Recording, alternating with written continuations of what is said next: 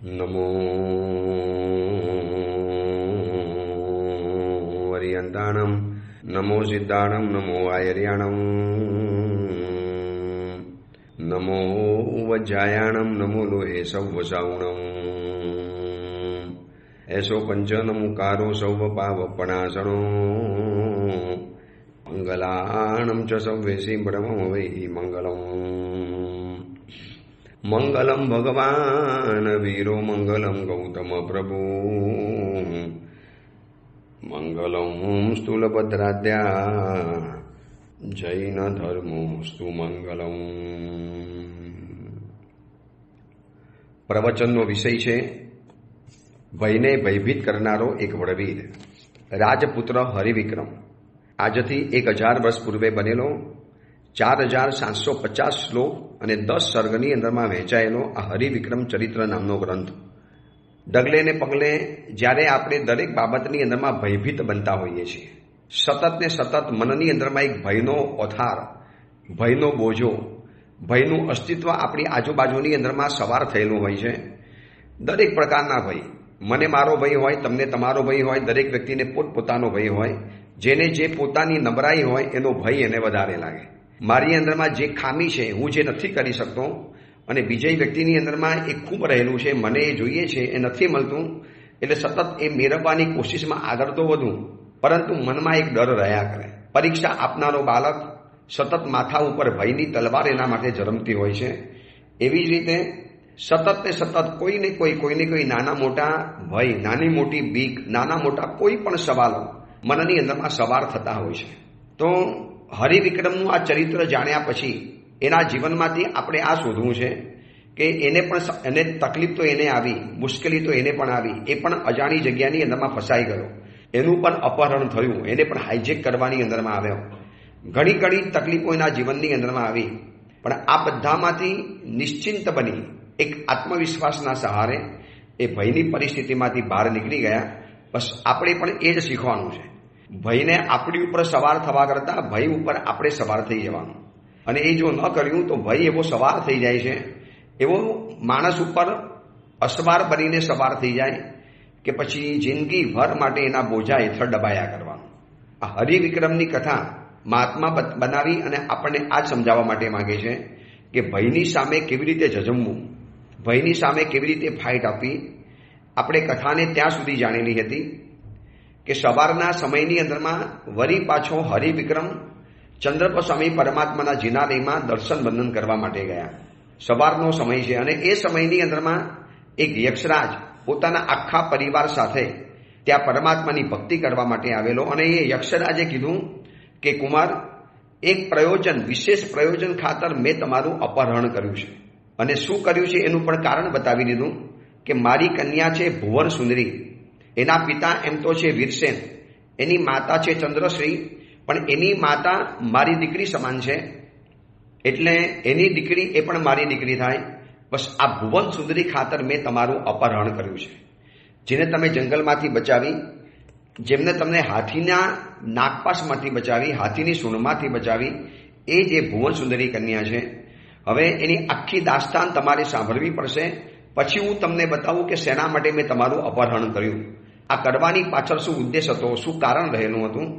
હવે હરિવિક્રમની કથાની અંદરમાં વળી પાછું વીરસેનની એક નવી કથા શરૂ થાય છે. આ વીરસેનની પણ એક અદ્ભુત કથા છે. કેટલીક વ્યક્તિઓના જીવનની અંદરમાં આવા બધા પ્રસંગો બનતા હોય છે. આજે આપણી આખી દેશ કાળ સ્થિતિ પરિસ્થિતિ બદલાઈ ગઈ, એટલે કદાચ એ સમયના પ્રસંગો આપણી સાથે નથી બનતા, પણ આના જેવા જ કટોકટીના, મુશ્કેલીના એવા બધા પ્રસંગો તો આપણા જીવનમાં બનતા હોય છે. જે અહીંયા હરિવિક્રમ અને વીરસેનની સાથે જે બનેલા પ્રસંગો છે. હવે યક્ષરાજ પોતે જિનાલયના બહારના ભાગની અંદરમાં બેસી અને હરિવિક્રમને આખી વીરસેનની કથા બતાવે છે. આ વીરસેન એટલે ભુવન સુંદરીના પિતા, એની માતા ચંદ્રશ્રી, અને આ મલય મેઘ નામના જે વ્યંતર છે, યક્ષરાજ છે, એ એમની ચંદ્રશ્રી એમની માનીતી દીકરી છે. હવે કેમ થઈ, કેવી રીતે થઈ, શું થઈ, ચંદ્રશ્રી કેવી રીતે પરિચયમાં આવી, આ જંગલમાં કેવી રીતે આવી, આ ભુવન સુંદરી અહીંયા કેવી રીતે આવી, આ બધી જ વાતો આપણને આ કથા દ્વારા જાણવા માટે મળશે. એટલે કથાની અંદરમાં હવે કથા આવે છે, આ ખાસ યાદ રાખવાનું. તો મલય મેઘ નામના જે યક્ષરાજ છે એ યક્ષરાજે હવે કથા કહેવાની શરૂ કરી કે કુમાર સાંભળો, ચંપા નામનું નગર છે અને એ નગરની અંદરમાં વીરસેન નામનો ઇન્દ્ર સમાન રાજા રાજ્ય કરતા હતા. એનું પરાક્રમ, એનું તેજ, એનો પુણ્ય પ્રભાવ, એની ધાક એટલી જબરજસ્ત હતી કે નગરની અંદરમાં રાજા સર્વમાન્ય હતો અને શિરોમાન્ય હતો. દેવરાજ જેવો હતો. એની નિર્મલ ચંદ્રની કાંતિ સમાન શોભતી એકદમ ધવલ જેની ચામડી છે એવી ચંદ્રશ્રી નામની એની પટરાણી હતી, રાણી હતી. બંને જણા પ્રેમથી રહેતા હતા, સુંદર મજાનું રાજ્ય ચલાવતા હતા. રાજા અને રાણી વફાદારીથી પોતાના સંબંધોને આગળ વધારતા હતા. એમાં એક દિવસ રોજની જેમ રાજ્ય ચાલે, વર્ષોના વર્ષો પસાર થયા, સંતાન વગેરે થઈ ગયા, પરિવાર વધતો ચાલ્યો, રાજ્ય વ્યવસ્થા વધતી ચાલી. પણ જૂના સમયની અંદરમાં આવું એક વ્યવસ્થા હતી કે દીકરાઓ થઈ ગયા, બિઝનેસ જામી ગયો, હવે પોતાની નિવૃત્ત થવાની ઉંમર છે, તો બધું સોંપી દેવાનું દીકરાઓને અને પોતે નિશ્ચિંત બની જાય. હવે આજના સમયની અંદરમાં જો આવું કરવા જાય એટલે સૌથી પહેલો તો એને સવાલ થાય કે બધું દીકરાઓને સોંપી દઈશ તો દીકરા મારી સેવા કરશે કે નહીં કરે. આ યુગ પણ એવો જ છે, આ સમય પણ એવો છે. દેખાય છે ચારેકો એવા પ્રસંગો કે પિતાજીના હાથમાંથી જેવી સત્તા ગઈ, સાયન્સ સિક્કા કરવાનો અધિકાર ગયો, એટલે પિતાજીની સામે પણ નહીં જોનારા દીકરાઓ છે, માતા પિતાને ઘરમાંથી ધક્કો બહાર કાઢીને ફેંકી દેનારા પણ દીકરા દીકરીઓ છે. તો એ સમયની અંદરમાં વીરસેન રાજા, ચંદ્રશ્રી રાણી આખા પરિવાર, રાજ પરિવાર સાથે રાજ વ્યવસ્થા સંભાળતા હતા. એમાં એક દિવસ એવું બન્યું, કેવળ જ્ઞાનથી યુક્ત, કેવળ જ્ઞાની બે વિદ્યાધર મુનિવરો, કેવળ જ્ઞાનથી યુક્ત એવા બે વિદ્યાધર મુનિવરો એ નગરની ચંપા નગરીની અંદરમાં પધાર્યા. એક તો કેવળ જ્ઞાની અને વરી પાછા વિદ્યાધર, આકાશગામીની વિદ્યાનું ધારણ કરનારા. અને મુનિવર આકાશમાંથી બરોબર ઉદ્યાનની અંદરમાં ઉતર્યા અને ઉદ્યાનની અંદરમાં આવ્યા એટલે સેવકોએ સમાચાર આપ્યા કે રાજન, આપણા નગરની અંદરમાં, આપણા ઉદ્યાનની અંદરમાં બે કેવળ જ્ઞાની મહાત્મા પધાર્યા છે, દેવતાઓ આવ્યા છે. એનું એક સોનાનું કમલ બનાવ્યું છે અને સુવર્ણના કમલ ઉપર બેસી બંને કેવલી ભગવંતો દિશના આપી રહેલા છે. અનેક જીવો આવેલા છે, સેંકડો જીવોને ધર્મનો પ્રતિબોધ થાય છે, ધર્મ સમજાવે છે. એટલે રાજાને પોતાને પણ મન થયું, વીરસેન રાજાને, કે ચલો હું પણ જઉં જોવા માટે, હું પણ મહાત્મા દર્શન કરું. કેવળ જ્ઞાની મહાત્મા છે. આવા કેવળ જ્ઞાની મહાત્મા નગરમાં કેવી રીતે મળે? સૌભાગ્ય હોય અને અહોભાગ્ય હોય તો જ આવા કેવળ જ્ઞાની મુનિવર આપણા નગરમાં પધારે. એક સામાન્ય મુનિ ભગવાન પણ નગરમાં આવે તો પુણ્ય કહેવાય, ભાગ્ય કહેવાય, એક આપણું અહોભાગ્ય અને સૌભાગ્ય ગણાય. આ તો કેવળ જ્ઞાની મુનિવર છે, વિદ્યાધર મુનિવર, કેવળ જ્ઞાનને પામેલા. બસ સકલ કર્મનો ક્ષય કરવામાં ખાલી 4 ઘાતી કર્મને બાકી છે, 4 અઘાતી કર્મ બાકી છે. અને અઘાતી કર્મ ખપી જાય એટલે સીધા શાશ્વત માટે મોક્ષની અંદરમાં જવાનું. અને આવા મુનિવરની વધામણીના સમાચાર સાંભળી રાજા ખુશ થઈ ગયો. સમગ્ર પરિવાર સાથે રાજા કેવળ જ્ઞાની મુનિવરને વંદન કરવા જાય છે. વંદન કરીને બેઠો, હકડે ઠક ભરાયેલી સભા, પોતાના ઉચ્ચ સ્થાને રાજા જઈને બેસી જાય છે. રાજા એમ નથી વિચારતું હું રાજા છું માટે મારે આગળ જવાનું, મારે તો આગળ બેસવાનું, મારી તો સીટ રોકેલી જ હોય, મને કોઈ ના પાડી શકે, મારે તો આગળ જવાનું જ હોય. આવી કોઈ કહેતા કોઈ એવી કોઈ આગ્રહ નથી, કોઈ વાત નથી. જ્યાં જગ્યા મળી રાજા સ્વયં પ્રજાની જેમ પ્રજાની સાથે બેસી ગયા, કોઈને પણ ખબર ના પડવાની નહીં. એકદમ ભક્તિથી એ પણ દેશના સાંભળે છે. કેવળ જ્ઞાની મુનિવર હોય અને દેશના આપતા હોય, જેવી તેવી તો દેશના ન હોય. આજે આ મુનિવરે સંસાર ઉપરના આખા સ્વરૂપની વર્ણન કર્યું. બહુ મહાનુભાવો, આ સંસાર છે અનાદિકાળથી ચાલ્યો આવે છે. 84 લાખ જીવ યોનિથી બનેલો આ સંસાર. દરેક ભવની અંદરમાં, દરેક ગતિની અંદરમાં આત્મા ભટકતો આવ્યો, ભવ ભ્રમણ કરતો આવ્યો. આ ભવની અંદરમાં આવ્યા છીએ તો આ ભવની અંદરમાં કંઈક એવું કાર્ય કરવું જોઈએ કે અસંખ્ય કાળ પછી મળેલો માનવનો ભવ આપણો સાર્થક થાય અને હવે આગળના ભવની અંદરમાં પણ આપણી ધર્મ પરંપરા આગળ વધે. આ વાતોને સાંભળી નગરના અનેક લોકોએ સાંભળી. આ બધાએ સાંભળ્યા પછી રાજાએ જ્યાં દેશના સાંભળીને રાજાનું આખું દિલ પલળી ગયું. રાજા વિચારમાં પડી ગયો. મુનિ ભગવાન સાચી વાત કરે છે. અનેક ભવની અંદરમાં સંસારમાં રખડતા આવ્યા. ક્યારે આ સંસારનો અંત થવાનો? ક્યારે આ સંસારમાંથી અમારી મુક્તિ થવાની? શું દરેક ભવમાં આવા જન્મ મરણ કરવાના? દરેક ભવની અંદરમાં નવી વ્યવસ્થાઓ ઊભી કરવાની?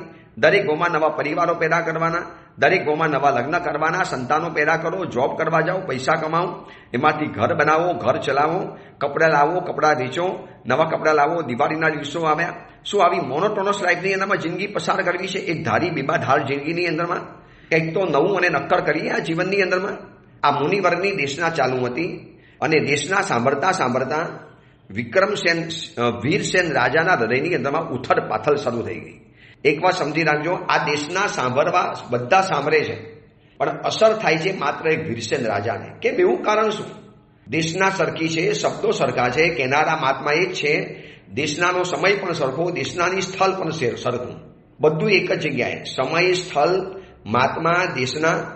તો પછી આટલો બધો ફરક કેમ પડે? આટલો બધો તફાવત કેમ પડી જાય?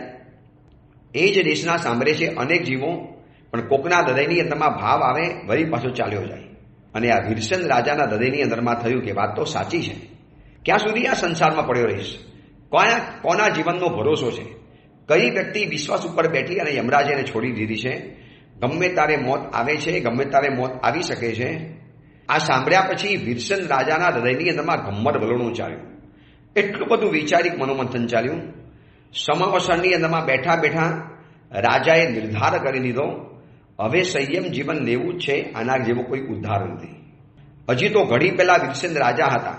સંયમ જીવન સ્વીકારવાની કોઈ વાત જ નથી. હજી તો રાજ્ય કાર્યની વ્યવસ્થાઓ ચાલે છે, રોજની મિટિંગો ભરાય છે, રોજની રાજ્યસભા અને ધર્મસભા ભરાય છે, અને એની અંદરમાં કોઈ વાત જ નથી કે સંયમ જીવન સ્વીકારવાનું, સંયમ જીવન લેવાનું કોઈ સ્વપ્ને પણ ખ્યાલ નહોતો. પણ આ મુનિ ભગવતનો પરિચય થયો એટલે શું થયું ખબર છે? નિમિત્ત બધાને સરખા મળે છે, કારણની અંદરમાં ટ્રાન્સફર આપણે કરવું પડે છે. બહુ ટૂંકમાં બતાવ્યું, થોડું વિસ્તારથી બતાવી દઉં કે નિમિત્ત તો બધાને મળવાના, બધાને સરખા નિમિત્ત મળવાના. હવે નિમિત્તને પામીને હું શું કરું છું એની ઉપરથી મારું ભવિષ્ય નક્કી થવાનું. તો આપણને તો તરવાના કેટલા બધા નિમિત્તો મળ્યા છે. પ્રવચન, સુપાતદાન, જીન પૂજા, જીન મૂર્તિ, જીન શ્રવણ, દરેક સંઘોની અંદરમાં જીનાલય, આરાધના ધામ, આ બધા કેટલા કેટલા ઉજ્જવલ સંયોગો અને સંસ્કારો આપણી પાસે પડેલા છે. કેટલા બધા સંસ્કારો છે, કેટલી બધી વાતો છે. તો આવા સરસ મજાના સંયોગો મળ્યા, આવું સરસ મજાની તરવાની સાધન સામગ્રીઓ મળી. તો હજી સુધી પણ આત્મકલ્યાણ નહીં કરું તો ક્યારે આત્મકલ્યાણ કરીશ? આ પ્રવચન સાંભળનારાને આશ્ચર્ય થશે કે એક જ વાણી સાંભળીને અને વૈરાગ્ય થઈ ગયો. વાણી ભલે એક જ સાંભળી છે, પણ સાંભળવાની યોગ્યતા વર્ષોથી અંદરમાં પડેલી છે, અને એક ચિંગારી પણ બધું બારીને સાફ કરી નાખે. ઘાસ તૈયાર, બરવા માટે તૈયાર, પવન તૈયાર, અનુકૂળ. આ બધું જોયા પછી ઘાસની અંદરમાં આગ લગાડો અને ઘાસ આપોઆપ સ્પ્રેડ થાય, આપોઆપ આગળ વધે. બસ અનુકૂળ સંયોગો બધા જ હતા. પુરુષાર્થ કરીને, મહેનત કરીને પોતાના મનને એવું તૈયાર કરેલું હશે વીરસેન રાજાએ. જેવી કેવળ જ્ઞાન મહાત્માની આ સંસારના સ્વરૂપને બતાવનારી દેશના પરિપૂર્ણ થઈ. દેશના પરિપૂર્ણ થઈ એટલે વીરસેન રાજાએ ઊભા થઈને વિનંતી કરી કે પ્રભુ, મારી એક વિનંતી છે, આપ સ્વીકારશો? ઇન્દ્રો આશ્ચર્યમાં ગડકાર બની ગયા. બધાને આશ્ચર્ય થયું કે પ્રભુની પાસે આ કોણ માગે છે? કે પ્રભુ, અમને અમારી ચીજ જોઈએ, અમને અમારી આરાધના કરવી છે. તો એને જોયું કે પોતાના હૃદયની અંદરમાં જે વૈરાગ્યની ભાવના ઉત્પન્ન થઈ છે, તો બધાને ન થઈ અને વીરસેન રાજાને કેમ થઈ? બસ મેં તમને કીધું ને, નિમિત્ત મોટું કારણ છે. નિમિત્તને કારણ બનાવી દો અને કારણને નિમિત્ત રાખો. નિમિત્તને કારણની અંદરમાં ટ્રાન્સફર નહીં કરો. પાપ કરવાનું નિમિત્ત મળવું આ નિમિત્ત છે, અને પાપ તોડવા માટેનું કારણ મળવું આ તારણ કહેવાય છે. તો મહાત્માની દેશના સાંભળ્યા પછી એટલો બધો હૃદયની અંદરમાં વૈરાગ્યનો ભાવ થઈ ગયો. રાજા સ્વયં ઊભા થઈ ગયા. રાજા પોતે પરમાત્માને વિનંતી કરે છે કે પ્રભુ, મને સંયમ જીવન પ્રદાન કરો, મને સંયમ જીવન આપો. આ સંસાર મેં એનું સ્વરૂપ જાણી લીધું છે, બસ મારા પરિવારને પૂછી અને હું આવીશ. પ્રભુ, આપ ઉતાવળ નહીં કરતા, આપ મારા માટે રોકાજો. મહાત્માને વિનંતી કરી પોતાના ઘરની અંદરમાં આવ્યા. ઘરની અંદરમાં આવ્યા પછી સ્વજનો કીધું, જુઓ તમે ના પાડશો તો સંયમ જીવન તો હું લેવાનો જ છું. હવે મારી ઉંમર થઈ, ક્યાં સુધી મારે આ સંસારના ભોગો ભોગવવાના? ક્યાં સુધી મારે આ સંસારના વિષ્ટાની અંદરમાં ભૂંડ બનીને આરોટવાનું? હું તો સંયમ જીવન લઉં છું.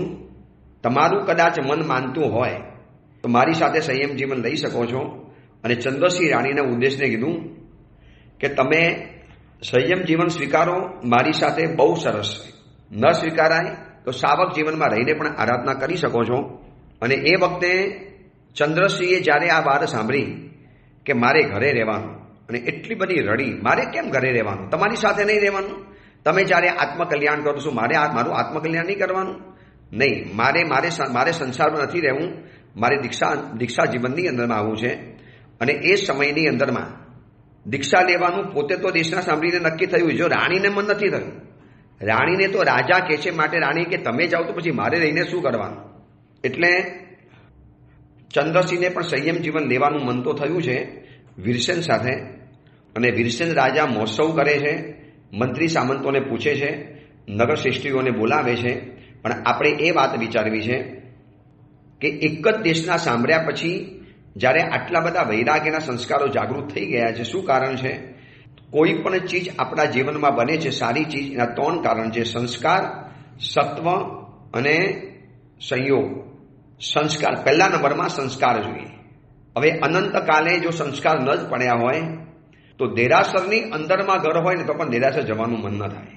સામેની વાત છોડો, દેરાસર ઘરમાં જ છે એવી વ્યક્તિઓને પણ જવાનું મન નથી થતું. શેના કારણે? સંસ્કાર નથી. માટે તો પહેલા નંબરમાં સૌથી જરૂરી પડે છે સંસ્કાર.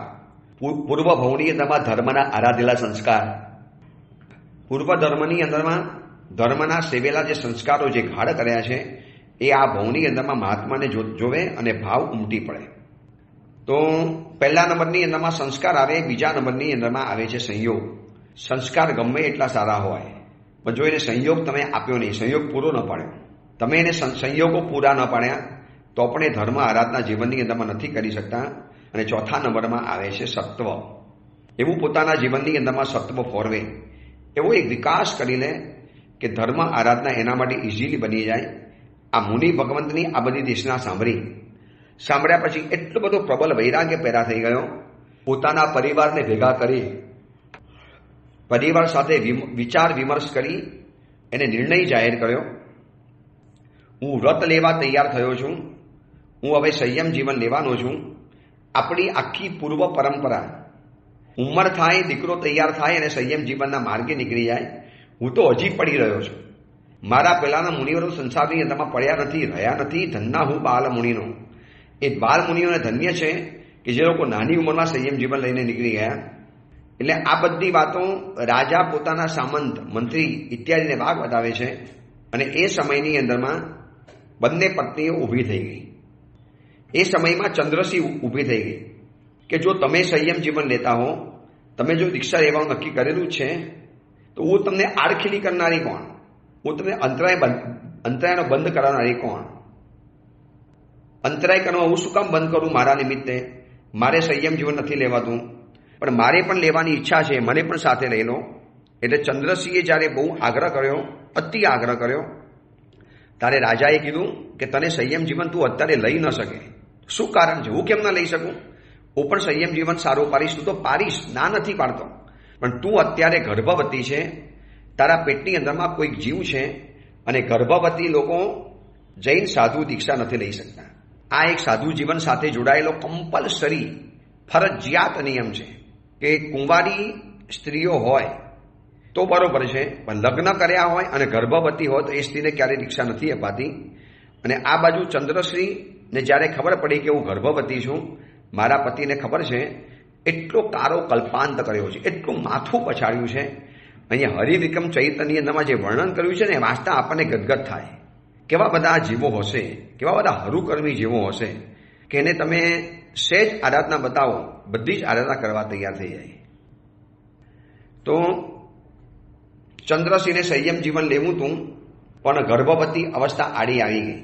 એના કારણે સંયમ જીવન લઈ નથી શકતી. પણ એટલો બધો ખેદ થયો, એટલા બધા રડે છે, એટલા બધા માથું ઝૂરે છે. સમજાવી પટાવીને શાંત તો કર્યા કે તમારી આ જવાબદારી છે, તમારે સંયમ જીવન નથી લેવાતું તો ખોટા નથી. એ ભલે સાચા વધારે છે પણ તમે ખોટા તો નથી જ. અને હોય તો ખોટું પણ શું લગાડવાનું? ધર્મ છે, કરવા માટે મળે પણ ખરો, કરવા માટે ન પણ મળી શકે. એટલે ચંદ્રશ્રીએ જ્યારે આ વાત સાંભળી, એનાથી તો ન રહેવાયું, કારો કલ્પાંત કરે છે. રાજાએ બધી વાત સમજાવી અને કીધું કે દેખો આવી રીતે આગ્રહ કરવાથી તમારું પણ કામ બગડશે, મારું પણ કામ બગડશે. અને એટલામાં ચંદ્રસિંહને અકલંક નામના મુનિવરે કીધું કે રાણી, તમે પરમાત્માને સારી રીતે જાણો છો, તમે વિચારશીલ છો, તમે આટલું બધા દુઃખી કેમ થઈ જાઓ છો? આજે નહીં તો કાલે તમને સંયમ જીવન મળશે. તમારા પતિ સંયમ જીવનના માર્ગે જાય છે. તમારે ખાલી દીકરી અને એની સાથે તમારે રાજમહેલમાં રહેવાનું. તમારા મોટા ભાઈ વચન આપે છે કે કશું ઉની આજ નહીં આવવાને. આટલું બધું પ્રોમિસ, આટલું બધું વચન આપવા છતાં પણ તમે એમ કહેતા હો કે મારું કોણ, મારી સાથે કોણ, તો પછી એ ખોટા છે. એટલે મુનિવર, અકલંક મુનિવર ચંદ્રસિંહને સમજાવે છે, તમે વિચારશીલ છો, સમજદાર છો, આટલું બધું દુઃખ લાગે એવું સમજું છું, પણ આટલું બધું દુઃખ તમારે બતાવવાનું ન હોય. થોડા સ્વસ્થ બનો, થોડા હિંમતવાન બનો, થોડા મજબૂત બનો. અને ચંદ્રસિંહ બોલી કે મહારાજ, મને એટલો શોખ થાય છે કે મારા પ્રિય પતિ સંન્યાસ એટલે સંયમ જીવન સ્વીકારે છે, તો હું કેમ રહી જાઉં? તારે મુનિવર કહે છે કે મને પણ એમ જ થાય છે કે તમે સંયમ જીવનના માર્ગે આવ્યા હોત તો સારું થાત, પરંતુ મંદભાગી એવા કેટલાક જીવોની ઈચ્છાઓ પૂરી થતી નથી.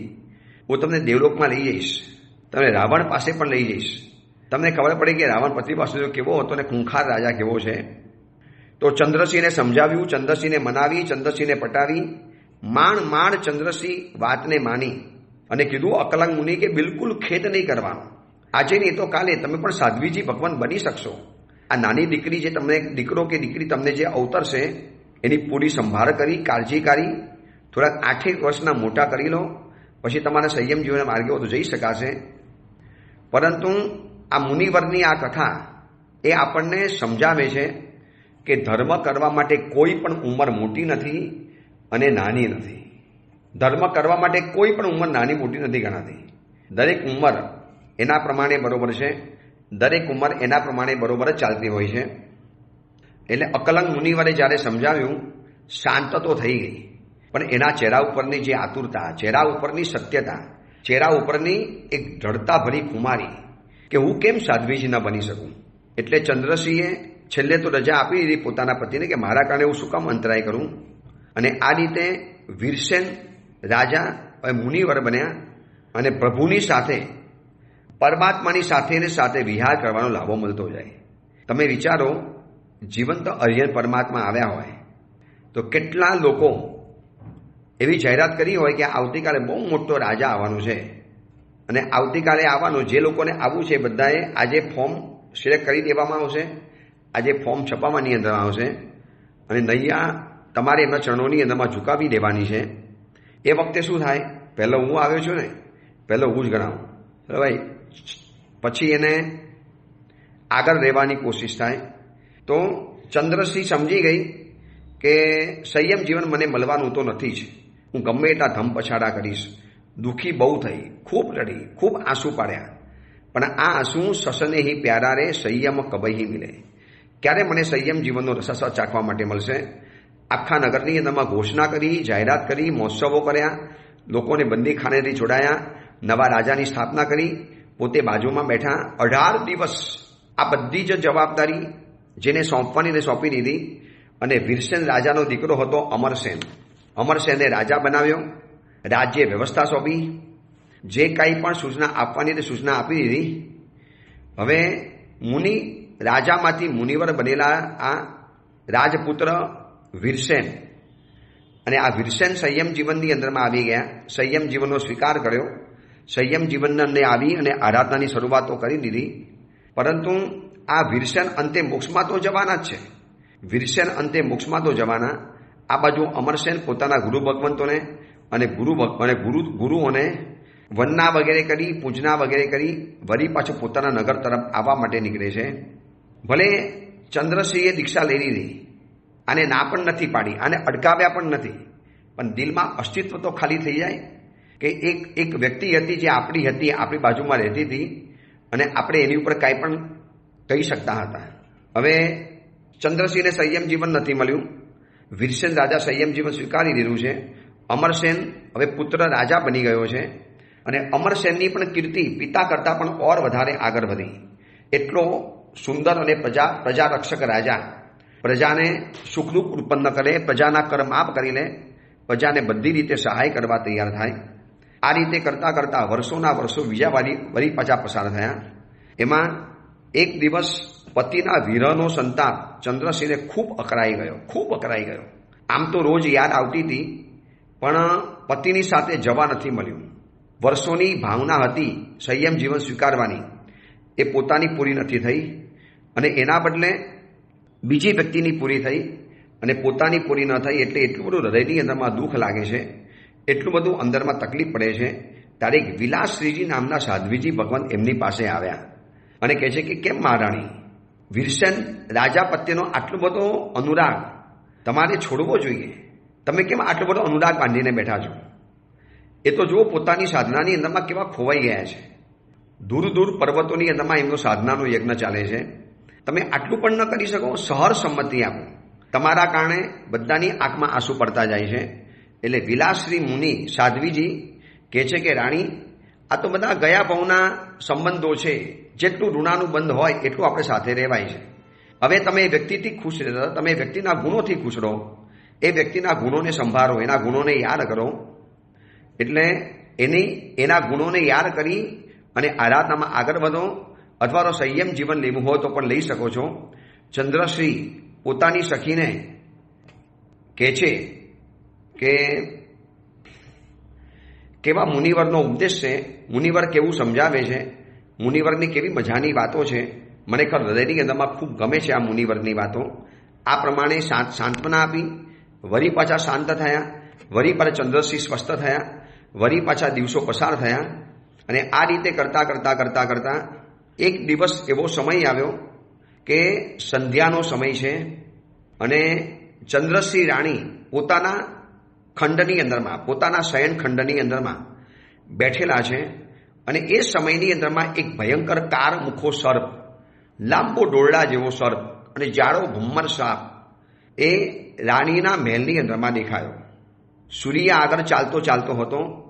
એના મુખનો અગ્રભાગ અત્યંત ઉન્નત થયેલો હતો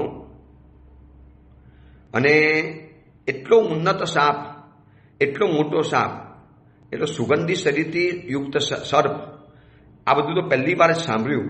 સર્પ આવા હોઈ શકે છે, પરંતુ હિમાલયની અંદરમાં, હિમાલય જેવા પર્વતની અંદરમાં થતા જે આવા જીવસૃષ્ટિઓ બહુ અલગ પ્રકારની હોય છે. એટલે એમાંનો જ કોઈક આવો જીવ હોઈ શકે. એક ભયંકર કક્ષાનો સર્પ દંડની જેમ પડેલો અને સર્પ આગળ ચાલતો હતો. એમાં એનો મુખનો અગ્રભાગ એટલે કે ફેણનો ભાગ ઉત્પન્ન થયો. લોકોની અંદરમાં હોહા મચી ગઈ, લોકોની અંદરમાં દોડધામ મચી ગઈ. ભાઈ આ પુષ્પ છૂટે ત્યાં સુધી વાંધો નથી, પણ માણસને છૂટી નાખે તો પછી માણસ ક્યાં જવાનો? નાની અમથી જિંદગી છે અને જિંદગીની અંદરમાં આટલા બધા અંતરાયના અવરોધો આવતા જાય, આટલા બધા ઉપસર્ગો આવતા જાય, તો માણસ કેવી રીતે જિંદગી જીવશે? છતાં પણ હિંમતથી અંદર ગયા, બધું જોયું તો દેખાયું કે એક સર્પ છે, ઉન્નત મસ્તકે પોતાની ફણાને ઊંધી ઉપર કરીને ઊભો છે અને રાણીને ડંખ મારવા માટે તૈયાર થાય છે. બસ થોડા સેકન્ડનો ખેલ છે એટલે રાણીને ડંખ વાગે અને રાણી પલ્લોકની અંદરમાં રવાના થઈ જાય. એટલો ભયંકર સર્પ કે એનાથી કદાચ બચવું પણ અસંભવ છે. પણ કેને જેને રામ રાખે એને કોણ ચાખે? હજી આયુષ્ય બલવાન છે અને એ સર્પ જ્યારે મુખ ખોલીને ઊભો છે ત્યારે શું ઘટના થાય છે, એ સર્પથી કેવી રીતે બચી જવાય છે અને આગળ ઉપર શું ઘટના બને છે, એની વાત આપણે હવે પરમ દિવસે જોઈશું. કારણ કે વચની અંદરમાં એક પ્રવચન આવી ગયું, શત્રુંજય તીર્થાધિરાજની ભાવયાત્રાનું પ્રવચન. એ શત્રુંજય તીર્થાધિરાજનું ભાવયાત્રાનું પ્રવચન સાંભળ્યું હશે, ત્યાર પછી આજનું કુંવરમાલા ગ્રંથ તમે બધા જ નિયમિત પ્રવચન સાંભળો છો, એની ખૂબ ખૂબ અનુમોદના. એ અંગેની બીજી વિશેષ વાત આપણે આવતીકાલે કરીશું. એ જ મંગલ કામના, મંગલ ભાવના.